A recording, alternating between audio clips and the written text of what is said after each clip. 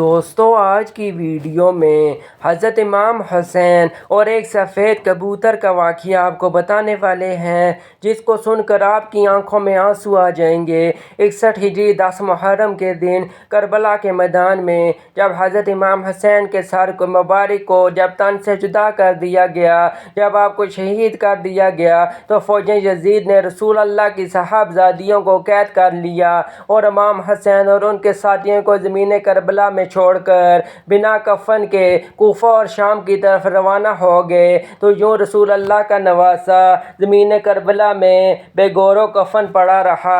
اتنے میں پورے آسمان پہ اندھیرا چھا گیا۔ لوگ سوچنے لگے کہ شاید رات ہو چکی ہے۔ آسمان پہ تارے آپس میں ٹکرانے لگے۔ کہا جاتا ہے کہ اس وقت آسمان سے خون کی بارش ہوئی تھی، یعنی امام حسین کے غم میں آسمان بھی خون کے آنسو رو رہا تھا۔ اور ایک سفید کبوتر چیختا ہوا آسمان سے اتر کر زمین پر آ گیا اور دوسرے پرندوں سے کہنے لگا قیامت آ گئی، امام حسین کو قتل کر دیا گیا اور رسول اللہ کے خاندان کا خون زمین کربلا میں بکھرا ہوا تھا۔ یوں کبوتر مقتل گاہ میں آ کر پھرنے لگے، امام حسین کے غم میں رونے لگے اور اس سفید کبوتر نے اپنے آپ کو حضرت امام حسین کے خون سے تر کر لیا اور واپس اڑ گیا۔ پھر وہ کبوتر اڑتا ہوا مدینہ شریف جا پہنچا اور طواف کے جیسے انداز میں حضور پاک صلی اللہ علیہ وآلہ وسلم کے روضے کے ارد گرد چکر لگانے لگا۔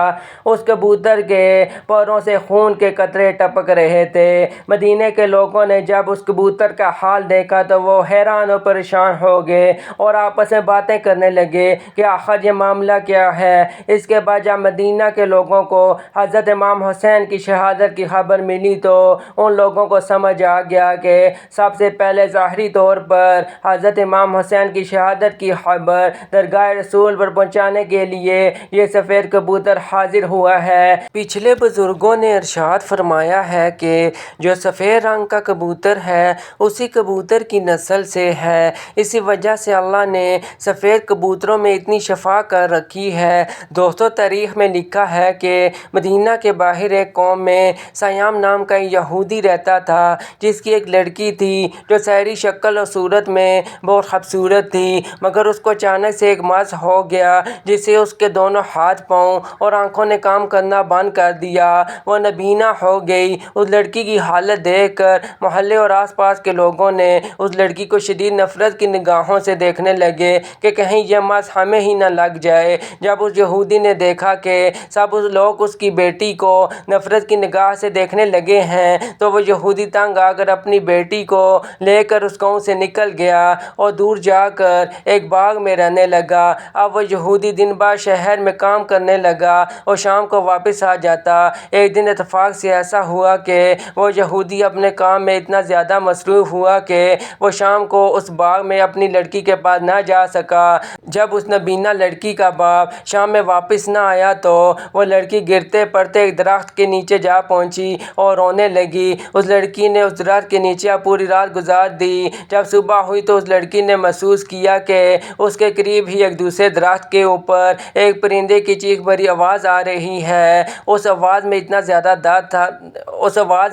درد تھا کہ لڑکی اپنے آپ کو روک نہ پائی اور گھسیٹتے پڑتے اس درخت کے پاس پہنچی۔ حالانکہ وہ لڑکی دیکھ نہیں سکتی تھی پھر بھی سر اوپر کر کے اس پرندے کی طرف دیکھنے کی کوشش کر رہی تھی۔ اتنے میں اس کبوتر کے پر سے ایک خون کا قطرہ اس لڑکی کی دائیں آنکھ میں جا گرا اور اس خون کا گرنا تھا کہ امام حسین کے خون کی برکت کی وجہ سے اس لڑکی کی آنکھ صحیح ہو گئی، اس میں روشنی آ گئی۔ وہ لڑکی اس آنکھ سے دیکھنے لگی، پھر خون کا ایک قطرہ اس کی بائیں آنکھ میں جا گرا اور اس کی دوسری آنکھ بھی روشن ہو گئی۔ یہ دیکھ کر وہ لڑکی بہت حیران ہوئی اور اس درخت کے اوپر دیکھنے لگی۔ اس نے دیکھا کہ خون میں لتھڑا ہوا ایک سفید کبوتر بیٹھا ہوا ہے اور وہ لڑکی اس کو دیکھ رہی تھی۔ اتنے میں خون کے کچھ اور قطرے اس کے جسم پر گر گئے۔ امام حسین کی برکت کی وجہ سے اس لڑکی کی تمام بیماریاں ختم ہو گئیں۔ اب وہ لڑکی ایسی ہو گئی جیسے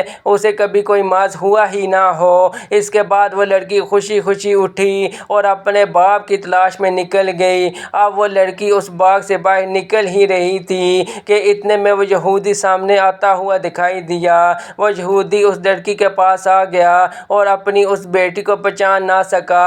اس لڑکی کو اجنبی سمجھ کے پوچھنے لگا، لڑکی تم کون ہو اور اس باغ میں کیا کر رہی ہو؟ میں اپنی ایک بیٹی کو اس باغ میں چھوڑ کر گیا تھا کہ اس کا کوئی حال معلوم ہے؟ میری بیٹی کہاں ہے؟ کیونکہ میں اس باغ میں اس جگہ اس کو چھوڑ کر گیا تھا، وہاں پر وہ موجود نہیں ہے۔ لڑکی یہ سن کر خوشی سے رونے لگی کہ بابا، کیا آپ نے مجھے نہیں پہچانا؟ میں وہی آپ کی بیمار بیٹی ہوں جس کو آپ اس باغ میں چھوڑ کر گئے تھے۔ یہودی یہ سن کر بہت حیران ہوا اور اس کی بات کی اتنی زیادہ خوشی ہوئی کہ اس کی آنکھوں سے خوشی کے آنسو ٹپکنے لگے۔ اور اس یہودی باپ نے اپنی بیٹی سے کہا، تمہاری یہ بیماری کیسے ٹھیک ہو گئی؟ تمہیں دیکھنا کیسے شروع ہو گیا؟ اس لڑکی نے اپنا سارا واقعہ سنا دیا اور اپنے باپ کو اس درخت کے نیچے لے گئی جہاں وہ کبوتر امام حسین کے خون سے لتھڑا ہوا تھا۔ ابھی بھی وہ اس درخت کے اوپر بیٹھا ہوا تھا اور روتے ہوئے دردناک آواز نکال رہا تھا۔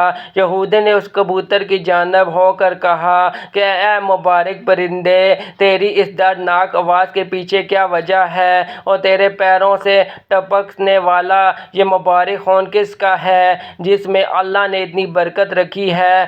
جیسے تیسے کرا کہ یہودی نے اس پرندے کے بارے میں معلومات اکٹھی کر لی۔ جب اس یہودی کو پتہ چلا یہ جو کبوتر کے اوپر خون لگا ہوا ہے یہ امام حسین کا ہے اور اسی خون کے ذریعے سے میری بیٹی ٹھیک ہوئی ہے، اس کو دکھنا شروع ہو گیا ہے، اس کا مرض بھی ختم ہو گیا ہے، تو وہ کہنے لگا کہ اگر امام حسین کے نانا حق پر نہ ہوتے، اگر نواسۂ رسول حق پر نہ ہوتے تو آپ کے خون کے قطروں میں ایسی خیر و برکت کا ثبوت پیدا نہ ہوتا اور میری اس لڑکی کو شفا نہ ملتی۔ یہودی اپنی لڑکی کے ساتھ وہیں پہ کلمہ پڑھ کے مسلمان ہو گیا اور پھر جب کوئی بھی مسلمان قبول کرنے کی وجہ پوچھتا تو وہ اس کو واقعہ کو پورا تفصیل کے ساتھ بیان کر کے بتاتا، سلام ہو رسول اللہ کے خاندان پر، سلام ہو اس ناحق خون پر جو اسلام کی بقا کے لیے زمین و کربلا پہ بہتا رہا۔ اللہ حافظ۔